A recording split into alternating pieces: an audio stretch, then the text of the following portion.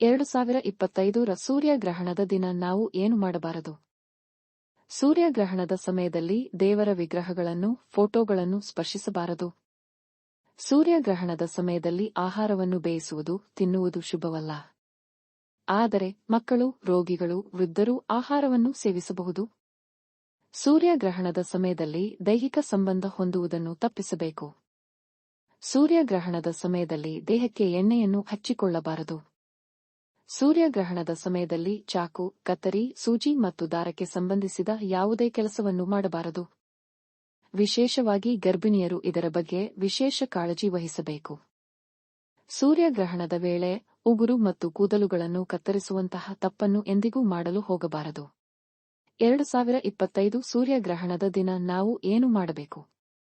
ಗ್ರಹಣದ ಸೂತಕ ಕಾಲ ಆರಂಭವಾಗುವ ಮುನ್ನ ನಾವು ಬಳಸುವ ನೀರಿನಲ್ಲಿ, ಆಹಾರ ಪದಾರ್ಥಗಳಲ್ಲಿ ಅಥವಾ ಇನ್ನಾವುದೇ ದ್ರವ ರೂಪದ ವಸ್ತುಗಳ ಮೇಲೆ ಅಥವಾ ಅದರಲ್ಲಿ ಗರಿಕೆ ಅಥವಾ ತುಳಸಿ ಎಲೆಗಳನ್ನು ಹಾಕಿಡಿ.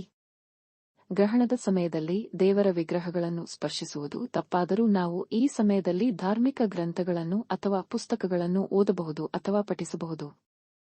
ಸೂರ್ಯಗ್ರಹಣದ ಸಮಯದಲ್ಲಿ ನಾವು ಮಂತ್ರವನ್ನು ಪಠಿಸಬೇಕು. ಇದರಿಂದ ಗ್ರಹಣದ ಕೆಟ್ಟ ಪರಿಣಾಮ ನಮ್ಮ ಮೇಲೆ ಉಂಟಾಗುವುದಿಲ್ಲ.